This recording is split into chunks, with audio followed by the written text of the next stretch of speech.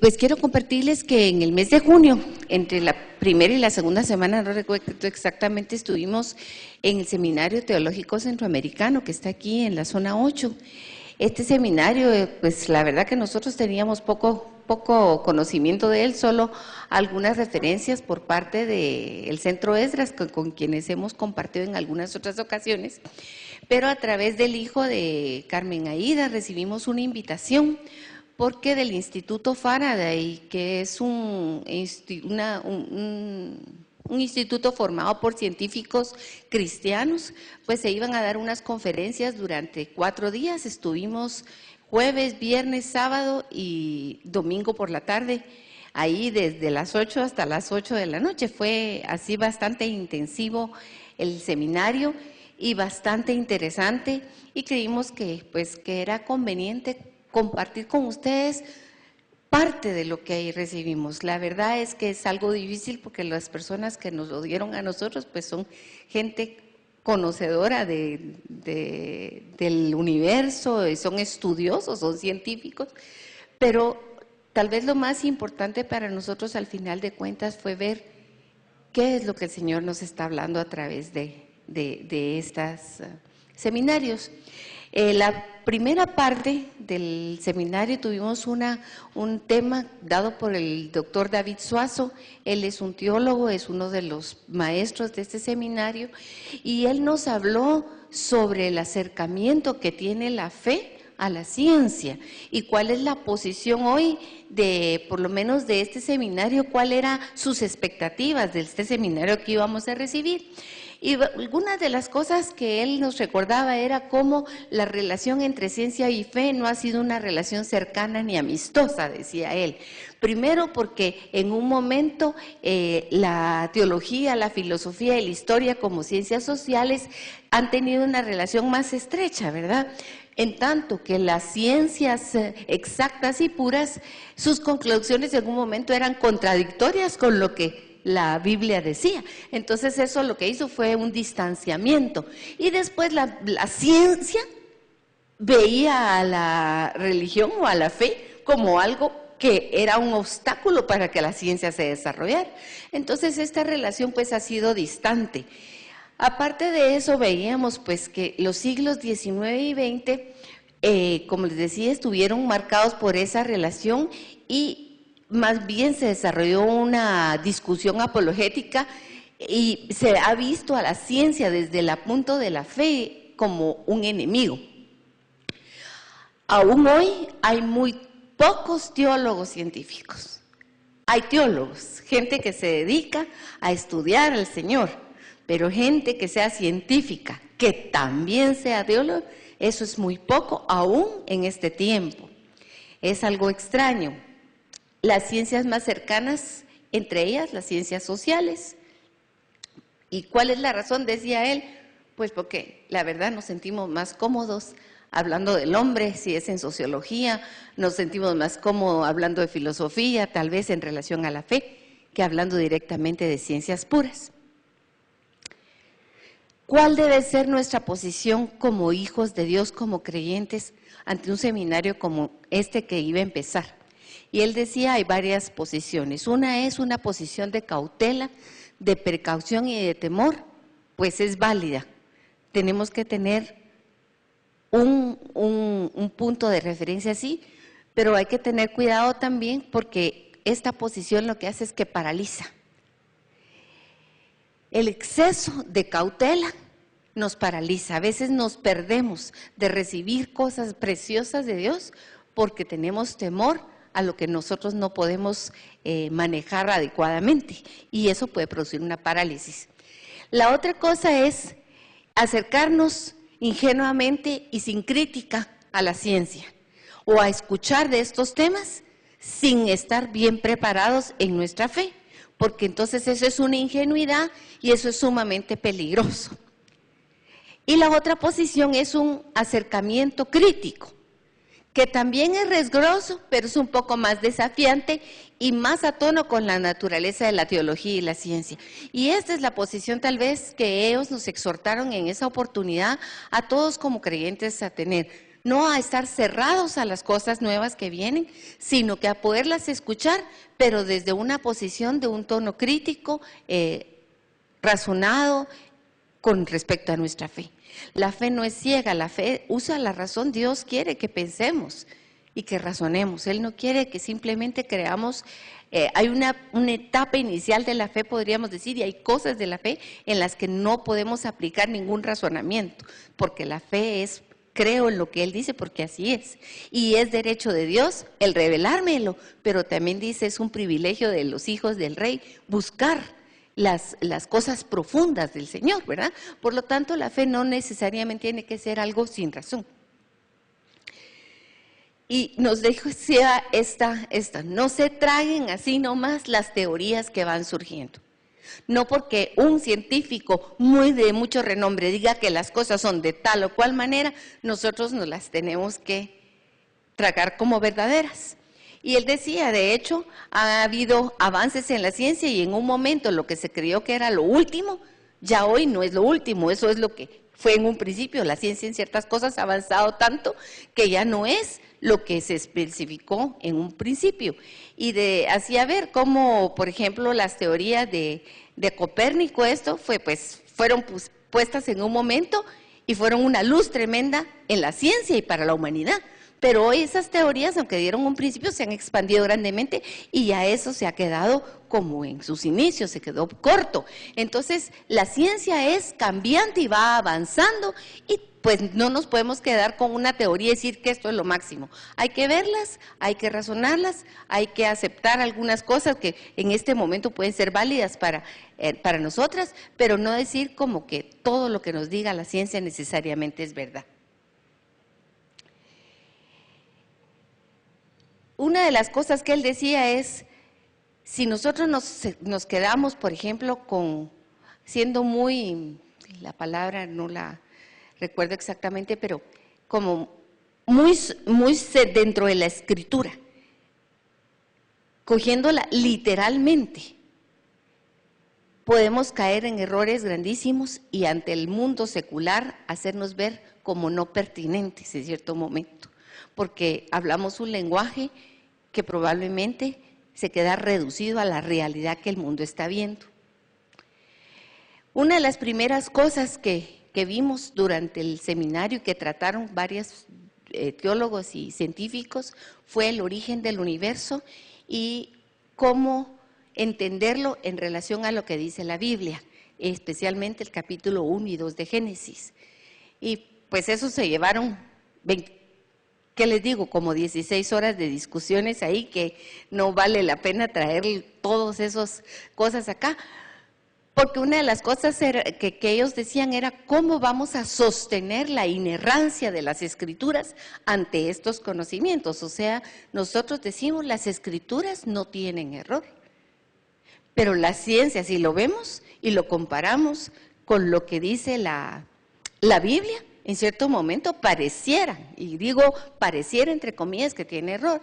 Y por ejemplo usaron ellos algunos versículos, y uno de ellos era que decía que la tierra está fija en las manos del Señor. Pero por ejemplo, si yo voy a la ciencia, yo ya sé claramente que la tierra no es estática ni está fija. Pero la tierra efectivamente es sostenida por el Señor. Entonces son dos cosas diferentes. La Biblia no es un tratado de exactitud científico. La Biblia es una carta amorosa de Dios, el Padre, para sus hijos. Y la ciencia, pues es lo contrario, la ciencia es exactitud. Entonces con esto partimos, fue el tema inaugural del doctor Suazo, haciéndonos ver que tenemos que estar en todos los aspectos de nuestra vida, decía él, seguros de cuáles son nuestros principios teológicos para enfrentar las diferentes situaciones que tengamos. Así como lo hemos expresado aquí, en la iglesia venimos y aprendemos de las cosas del Señor, pero esas cosas no son para que se queden aquí, son verdaderamente para que sean una brújula en todas las cosas que hacemos. Igual ante estas cosas científicas, si vamos a tenemos primero que estar bien parados en cuál es nuestra fe, para que no cualquier viento nos haga sacudirnos y nos lleve de un lado para otro como que somos una ramita, porque no estamos seguros de lo que creemos. El primer tema que se tocó fue la creación de los cielos, el Big Bang o la gran explosión, y Dios y Stephen Hawking. Esta la dio el reverendo Rodney Holder. Ustedes pueden tomar nota y en el internet hay referencias de los conferencistas. Este conferencista, aparte de ser reverendo, o más bien primero creo que es astrofísico y después es reverendo en cuestión de estudios, pero él es una eminencia en lo que es el universo. Y el tema que tocó fue un libro que es de Steve Hawking, que se llama La Gran Explosión. Y de eso voy a hablar ahorita un poquito al respecto. ¿Cuál es la perspectiva de este señor? Porque él, siendo una mente realmente un sabio según el mundo y con grandes capacidades, pues él simplemente rechaza a Dios y dice que Dios no hace falta para el hombre. El libro, perdón, no se llama La Gran Exposición, sino El Gran Diseño. Y Hawking lo que dice es que Dios no creó el universo en este libro. ¿Por qué es importante? Yo me preguntaba, ¿por qué es importante que nosotros escuchemos eso? Pues porque nuestros hijos están escuchando esto. Desde chiquitos ya lo están oyendo. Ellos están siendo permeados por las ideas de gente como Hawking, que realmente ha hecho descubrimientos asombrosos en cuestión de ciencia. Y muchas veces nosotros nos hemos quedado cortos de incluso ni de saber qué es lo que se está diciendo. Este señor Hawking dice que no hay necesidad de Dios. Dice que ya la filosofía es una ciencia muerta. Y él dice que la teoría M de los multiversos es la teoría del todo. Y concluye que el universo se creó a sí mismo y que Dios no necesita estar ahí por ninguna parte. Y esto es lo que está siendo la bomba hoy en el mundo. Este hombre está siendo famoso por lo que él dice y se le escucha mucho. Ahora, ¿cómo nosotros enfrentar lo que esta persona dice? Una de las cosas que él ha dicho, ¿sí?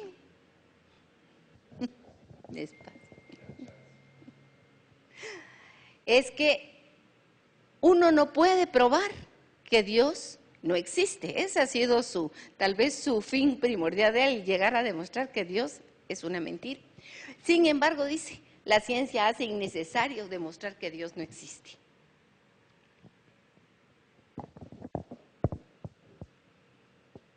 Les pregunto, ¿qué sienten ante eso, verdad? Es un... ¿Sí?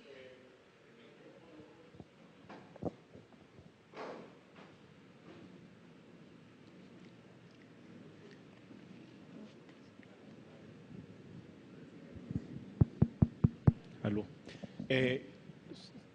Solo es bien interesante lo que hablan de Stephen Hawking, y lo que yo he entendido de él es que él ha estado en un ir y venir. Por ratos decía que Dios tuvo que haber sido, por otro rato se convence que no, y por otro rato, y la esposa, él era muy creyente hasta que se divorciaron, o sea que ahí va uno viendo también la distorsión en las mentes de las personas. Pero al igual que ¿cómo se llama? Mi compañero de fecha de nacimiento, Mr. Albert Einstein, también al final llegan a concluir, no, es que tuvo que haber un Dios, porque ¿de dónde? ¿De dónde arranca todo?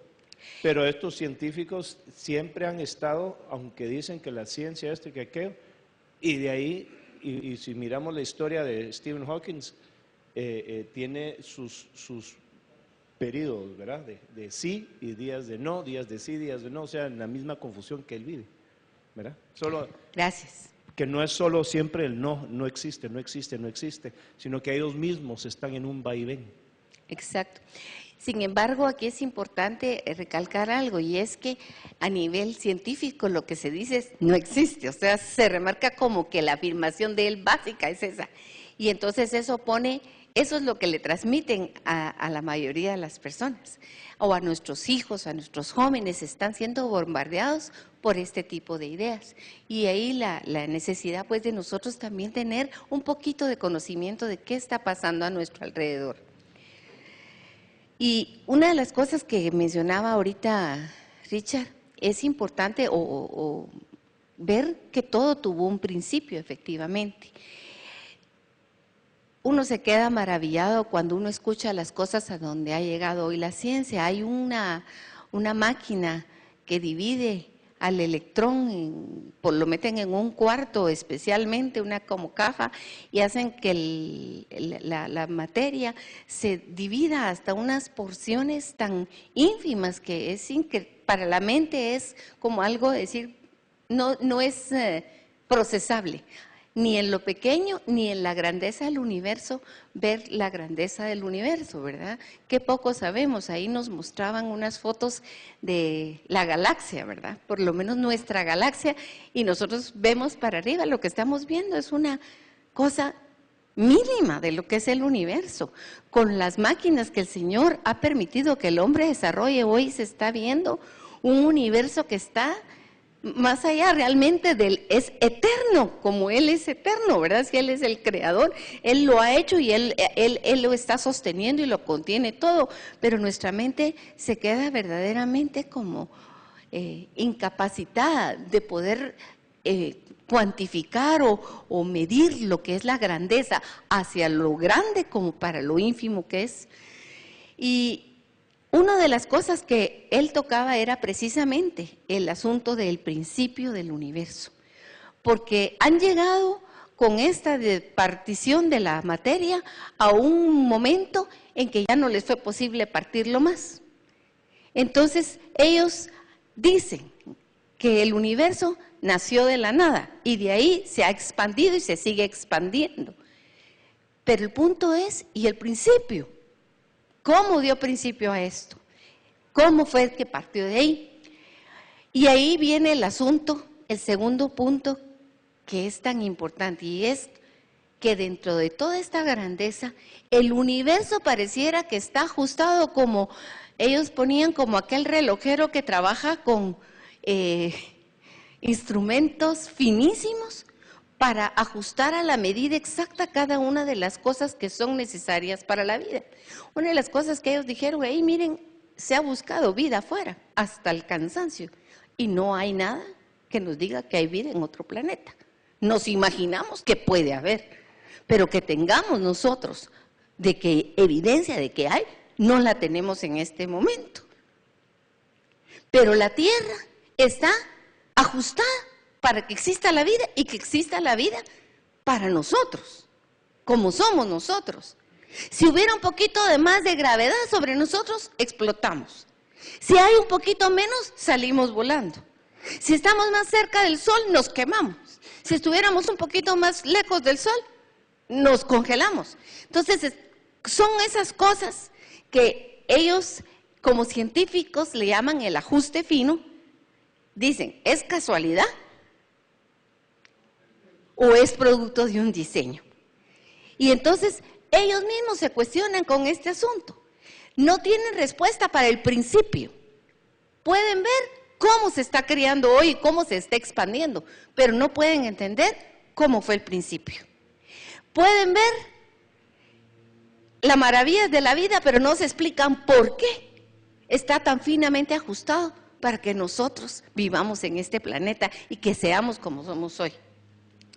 Y una de las cuentos más difíciles es sobre el asunto del tiempo, porque la Biblia, y esa era la discusión ahí, los científicos y los teólogos y todos los que estaban ahí, la Biblia habla de 7 días de creación, pero ¿a qué tiempo se refiere? Y entonces mencionan lo que algunos teólogos a través de la historia han dicho con respecto al tiempo. Y uno de ellos, pues Clemente de Alejandría, que decía, ¿cómo pudo llevarse la creación dentro del tiempo, sabiendo que el tiempo fue creado como todas las cosas? Si nosotros vamos a Génesis y estudiamos los días de Génesis, vamos a ver que no fue lo primero ni el sol ni la luna, que son los astros que marcan las estaciones y los tiempos. Eso fue después de que ya había iniciado. Entonces, ¿a qué se está refiriendo como días? La palabra de Dios, son literalmente 7 días, pues es de esperar que no, porque ni existía ni siquiera el sol y la luna para marcarlo, por lo menos en la referencia a como nosotros entendemos el tiempo. Entonces, esta es una de las cuestiones de discusión que los científicos rechazan de la Biblia, los científicos ateos, de que no puede ser verdadera porque está hablando de cosas que sabemos científicamente probadas que no son así. Pero ellos nos explicaron este principio argumentativo cosmológico que se llama Kalam, que no es un argumento cristiano, sino que es del Islam, pero que en ciencia se usa para llegar a determinar, o por lo menos para meditar, podríamos decir, o argumentar cuál es la realidad de la existencia de algo. Entonces, tiene 3 premisas. Dice que todo lo que existe tuvo un principio. El universo existe y concluye, por tanto, el universo tiene una causa de existencia. Todo tiene una causa de existencia, el universo existe y la conclusión es que el universo tiene una causa de existencia. Este es el principio argumentativo que se usa para explicar por qué existe algo en lugar de que no exista nada. Les traigo algunas diapositivas que fueron las que se proyectaron ahí, no todas porque había muchísimo, pero por ejemplo aquí podemos ver nuestra galaxia, que está formada por millones de estrellas, millones de estrellas, y así como la nuestra, hay también millones de galaxias alrededor de la que ni siquiera tenemos nosotros idea de que ahí están. Cosas bellísimas que los telescopios han podido ahora fotografiarlas para que nosotros podamos maravillarnos de la creación de Dios. San Agustín dice también entre sus pensamientos que no existe duda de que el mundo no fue creado en el tiempo, sino con el tiempo. O sea, finalmente aquellos que se han dedicado a pensar y a darle vueltas al asunto llegan a conclusiones, ¿verdad? Y dice que deberíamos decir entonces que el tiempo comenzó con la creación en lugar de que la creación comenzó con el tiempo. Sin embargo, ambos vienen de Dios, porque de Él y por Él y en Él son todas las cosas. Amén. Ahora, esta conclusión es para nosotros. El reverendo Holder dijo algo al final de sus conferencias y él decía, el problema no lo tenemos los creyentes, el problema lo tienen los que no creen. Porque para nosotros la Biblia nos dice el cómo, no nos dice el cómo, sino nos dice el porqué de las cosas.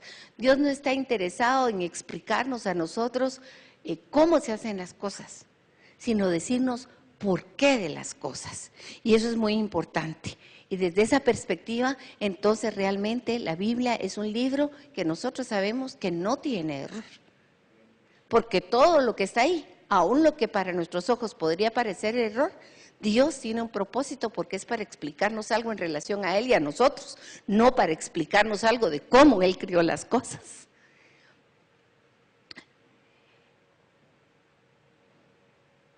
Estas son preguntas que se hacen los científicos y que nosotros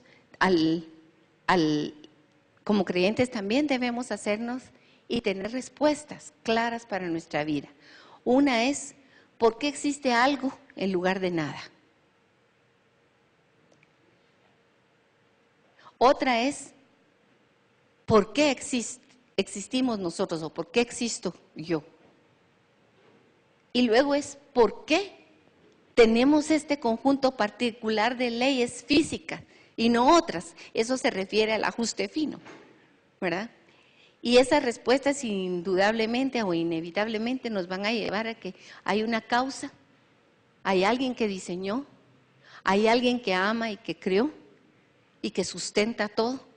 y que tenía un lugar y un plan específico para nosotros como corona de la creación. Esta es respuesta no científica, pero es la respuesta verdadera del Señor para nuestras vidas.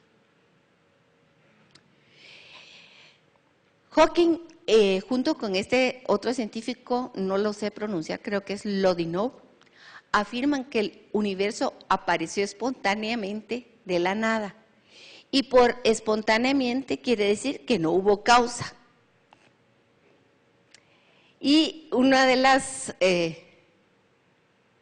respuestas a esto es que si pudiera brotar el ser sin causa del no ser, eso metafísicamente es absurdo, ¿verdad? Y pusieron un ejemplo de un libro. Antes de llegar ahí y de leerlo, quiero hacer esta salvedad, y es que ellos dicen, cuando hablan de nada, no hablan de nada en el sentido que nosotros lo entendemos, nada, que no existe nada, sino que para ellos la nada es algo que ellos le conocen como el vacío cuántico, que en realidad no es nada. Y entonces el reverendo Holder nos puso una idea, nos puso un libro, una escritura del libro que se llama A través del espejo, de Lewis Carroll, de Alicia en el País de las Maravillas, es el autor de ese libro, y dice, esto es lo que ellos de una manera equivocada están sosteniendo. Entonces en el libro de A través del espejo, dice, mira por el camino y dime, ¿alcanzas a ver a alguno de los dos? No, a nadie, declaró Alicia. Fíjense que ese nadie está con minúscula. ¿Cómo me gustaría a mí tener tanta vista?, exclamó quejumbroso el rey. Ser capaz de ver a nadie. Y a esa distancia, vamos, como que yo y con esta luz ya hago bastante viendo a alguien. Entonces esto explica esa equivocación de la que hablaba, de que el universo ha sido creado de la nada. Porque decir nada en el verdadero sentido es nada, la nada de la que Dios creó. Pero la nada que ellos están hablando es como esta soncera que se ve en este libro, es de palabras. Nadie con minúscula y nadie con mayúscula. Y con esto él nos explicaba la diferencia y que realmente hay un principio del universo, aunque ellos lo quieran negar. No sé si les quedó clara la explicación esta de nadie y nadie. Ok. Miren, para nosotros, para las que fuimos, la verdad fue bastante complicado, primero porque no somos teólogas y segundo porque tampoco somos científicas. Pero el Señor es bueno porque nos ayudó a entender esto y nos asentó en cómo el Señor, a través de lo que Él nos ha dado en su palabra, nos ha ido afirmando en Él. Esto ya lo vimos. Y decía las 3 posibles respuestas para alguien que dice, ¿cómo fue que fue creado? Pues puede haber una respuesta, puede ser, se creó por necesidad física, se creó por azar o por diseño. ¿Usted qué dice? Ellos dicen que fue al azar que se creó el universo. Bueno, aquí tenemos a este señor Stephen Hawking, si algunos no lo conocía, y este es su pensamiento. Sergio, ¿podrías hacerme el favor de traducir lo que él dice?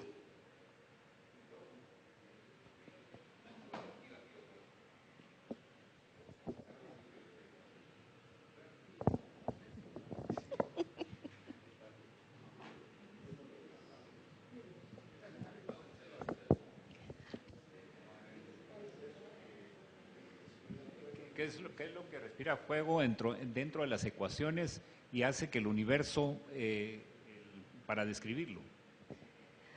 O sea, él se cuestiona siempre de dónde vienen las cosas, ¿verdad? Pero ¿qué es eso? Él definitivamente, él está buscando algo y al no encontrarlo o al no entenderlo, lo rechaza. Lord Rees de Ludlow, que es otro gran científico actual, todavía están vivos estas personas, dice, algunas preguntas acerca de la ciencia nos mienten, verdaderamente son campo de la filosofía y de los teólogos, o sea, ellos mejor ni se meten ahí porque no quieren ni pensar para no encontrar respuestas. Y la otra otro grande de los científicos de este tiempo es Denis Shannon, que dice, ninguno de nosotros puede entender por qué hay un universo al final de todo. O sea, concluyen esto. ¿Por qué cualquier cosa existe? Debe de ser nuestra última pregunta. O sea, los científicos, y los quise traer estos, aunque eran muchos, pero creo que es importante que veamos que al final de cuentas, estos científicos que tan categóricamente afirman que el universo nace en la nada, no tienen en realidad respuestas finales. Ellos están queriendo dar respuestas, pero no las encuentran. Pero la palabra de Dios sí nos da respuestas. Sí. Lo que está sucediendo, y esa es la parte interesante, es que ellos quieren entender todo por medio de una ecuación. O sea, el sueño de Hawkins es una ecuación que lo explique todo. O sea, que están tratando de enmarcar a Dios en algo y no lo pueden enmarcar, y por eso tienen el problema. O sea, y ellos mismos se contradicen cuando dicen que las cosas nacen por espontaneidad, cuando dicen por el otro lado que todo tiene que tener una causa y un efecto. Así es. O sea, ese es donde ellos mismos, y por la intención de probar que Dios no existe, es que están siempre confundidos y ahí se mantienen en esa vuelta. Amén. ¿Verdad? Yo considero que la base principal del problema de estos científicos, porque yo era antes igual, era que negaba absolutamente la fe y la presencia de Dios. Esta teoría de Hawkins está actualmente ya rechazada y existe la teoría del plasma, incluso ni la cuántica ni la, ¿cómo le llaman? Específica, se llegan a entrelazar ellas mismas, únicamente la cuántica. Y eso dice que todo está en un movimiento constante, que nosotros somos un movimiento desacelerado y Dios se mantiene como luz que conforma todo este plasma. Y si nos pasáramos tal vez para tratar de entenderlo en esas nuevas televisiones que están utilizando plasma, en que todo va cobrando vida, como que si fuera un objeto conformado, como te dijera yo, en forma tridimensional, prácticamente cuando tú conoces la palabra, eso es lo que te empieza a dar, este conocimiento tridimensional que de ellos carecen. Entonces, cuando empezamos a leer, tenemos que extendernos un montón, porque incluso el tiempo, si existiera, nosotros no podríamos subsistir. Si salimos al universo, se queda una parte aquí y el tiempo se reduce, no hay tiempo prácticamente. Pasaríamos a otro universo, y es lo que más o menos en alguno que otro momento se percibe, pero en momentos muy especiales. Entonces, yo te agradezco el tema y tiene que ser de una comprensión muy amplia, pero conociendo la palabra, si no uno se pierde. Amén. Al final de cuentas, ese es el asunto, ¿verdad? El punto es aquí para los creyentes, porque vamos a vernos enfrentados a todas estas teorías. Y lo que todos los que expositores nos decían es, podemos tener una actitud infantilista, decir, no, así dice la palabra de Dios, y quedarnos sin darle opción a cómo Dios explica las cosas. Incluso la ciencia es de Dios, no es algo que venga por sí misma, ¿verdad? Es un regalo de Dios para nosotros para entender. Pero el problema es que si la vemos desde la perspectiva científica sin Dios, nos pierde, ¿verdad? Así que pues yo les traigo más o menos unas breves ideas de lo que vimos, de lo que nos explicaron y que creo que son valiosas para nuestra vida. Una de las conclusiones es qué explicación nos da Dios al por qué existe algo y qué pasó en el inicio. Lo primero es que Dios no da una respuesta a nivel general. Dios es un Dios personal y la respuesta a por qué existe algo, por qué existo yo y qué pasó en el inicio, es una respuesta personal. ¿Cuáles fueron en la ciencia nos va a decir las leyes científicas y las condiciones iniciales? Pero Dios nos dice por qué se dieron esas condiciones científicas y esas condiciones iniciales. Porque Él quería crearnos a su imagen y semejanza, porque Él quería tener una relación con nosotros, porque Él quería hacernos una casa preciosa para nosotros donde pudiéramos desarrollarnos plenamente. La ciencia, sin embargo, nos dice el cómo, y ahí es donde vemos, por ejemplo, la expansión del universo. También una de las temas que nos dieron es sobre la vasta creación de Dios, desde la célula hasta los animales grandísimos como los dinosaurios. Actualmente, fíjense que hay más o menos 50 millones de especies, 50 millones de especies. Pero si nos vamos a ver lo que hay desde el principio de la Tierra, que se calcula en 15 millones de años la historia de la Tierra, o sea, el nacimiento de la Tierra. La Biblia no habla del nacimiento de la Tierra, nos habla de hace 6,000 años, ¿verdad? Lo que pasó antes, ahí están las pruebas científicas. Pero Dios no estaba interesado en eso, sino en hablarnos a nosotros de la relación con Él. Él nos explica por qué hay universo, nos explica por qué es como es, nos dice por qué hay una conciencia y por qué podemos preguntarnos por qué existe, nos dice también por qué hay valores, por qué hay moralidad, nos dice de la experiencia personal de Dios y nos dice también por qué podemos hacer ciencia. La respuesta es porque somos como Él mismo es. Él nos creó a su imagen y semejanza y nos dio la mente de Cristo. En el Evangelio encontramos que nosotros tenemos la mente de Cristo y podemos sondear. El Espíritu Santo sondea las profundidades del hombre, pero nos da también la capacidad a nosotros para sondear las profundidades de Dios y encontrar respuestas. El universo depende de Dios para su existencia a cada momento, no solo en su inicio. Es creador y sustentador. Y para mí cuando oí esto ahí fue de gran alegría, porque ese es el principio de lo que el Señor en la cosmovisión nos ha dado.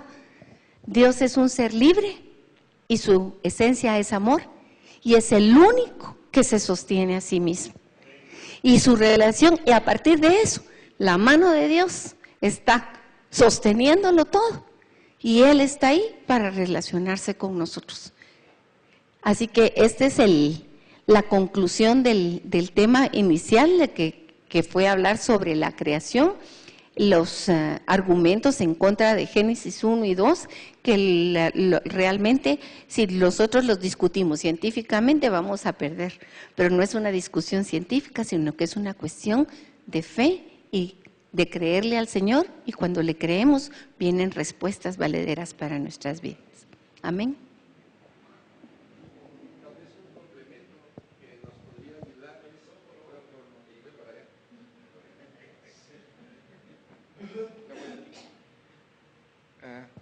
Aquí hay varios médicos y los médicos hemos pasado por una serie de situaciones bien típicas.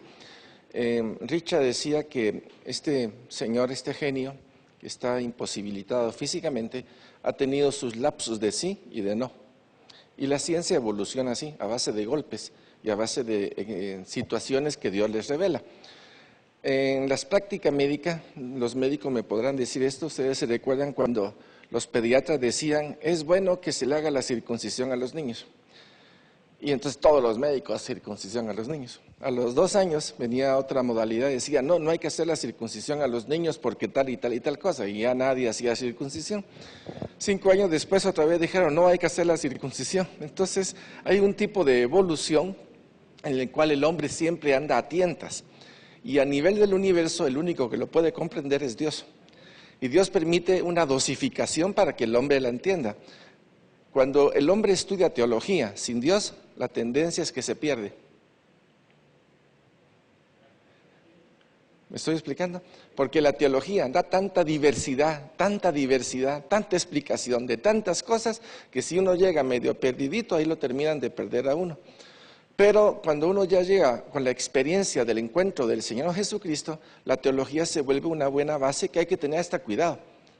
Porque hasta la base que tenemos del Señor, la teología la puede meter dentro de un jarro y nos hace un lavamiento. Por eso la importancia de la fe que viene por medio de creer, y la fe debe de crecer en nosotros.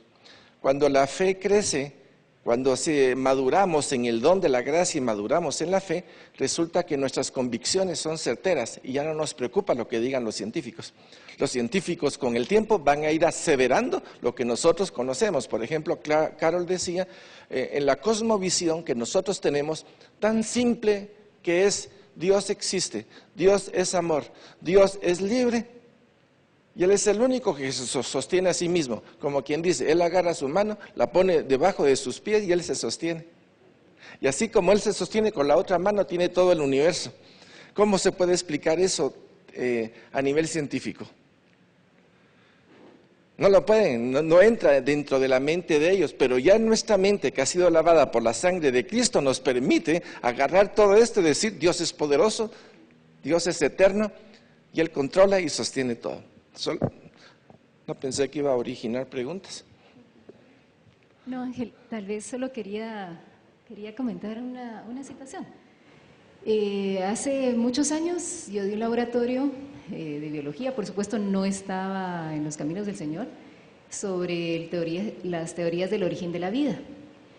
Y una de las teorías era que la creación espontánea. Y me llamó la atención que aparentemente es básicamente más o menos, por supuesto, no desde el mismo punto de vista, pero básicamente lo mismo de la teoría de este señor.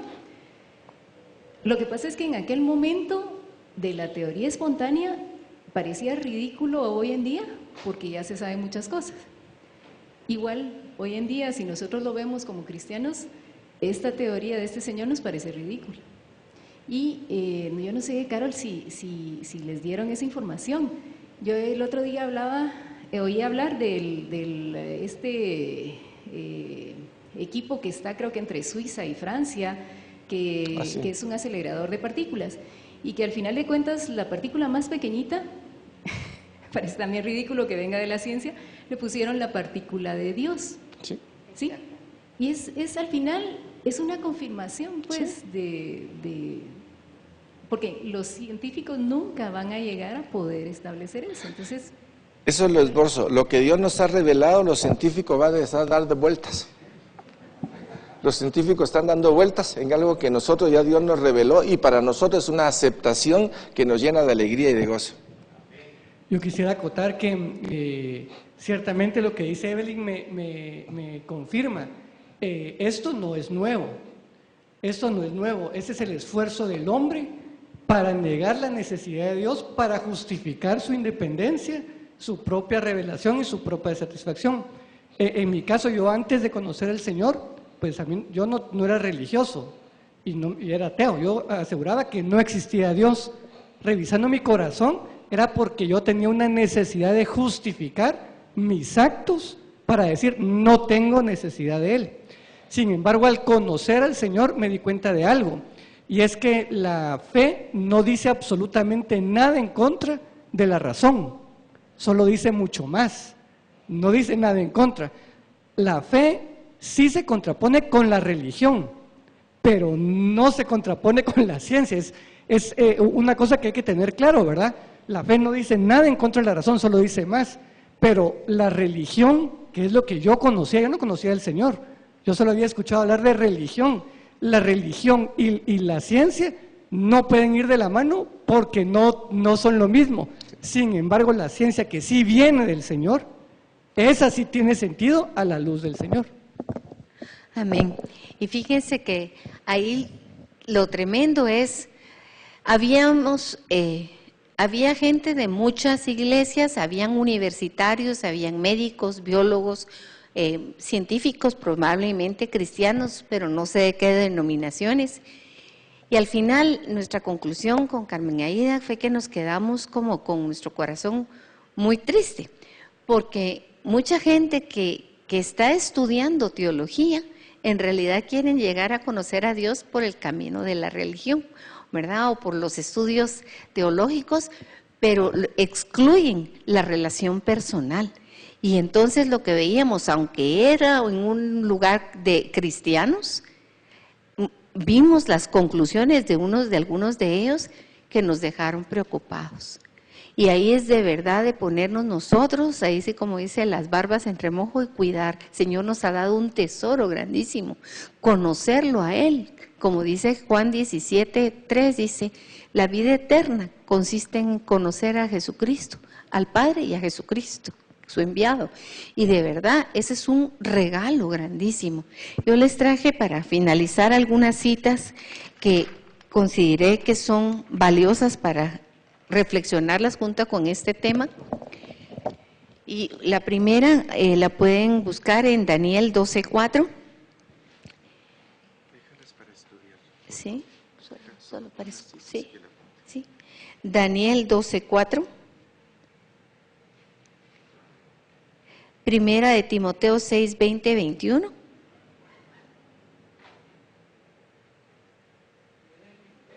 Primera de Timoteo 6:20-21. Romanos 1:21-22.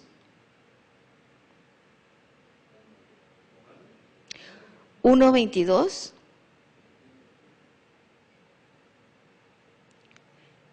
Primera Corintios 3:18-21. Primera Corintios 3:18-21. Y finalmente Mateo 18:4. Creo que con estas citas el Señor nos va a hablar al respecto de lo que vimos hoy y damos por terminada Vamos a orar. Padre, gracias por este día y gracias por lo que Carlos nos ha traído. No mueve eso en nuestro corazón, Señor. Tú mueves nuestro corazón. Tú eres el que nos has dado la alegría de poder ver mucho más allá del universo, porque te vemos a ti, aquel que es el creador de todo cuanto hay. Padre, gracias por ese privilegio. Permítenos estudiar un poquito más esto para que podamos responder sabiamente a todos los cuestionamientos que puedan venir en el futuro. Porque si hay algo de lo cual nosotros podemos dar testimonio, es de aquel que existe desde siempre y es para siempre.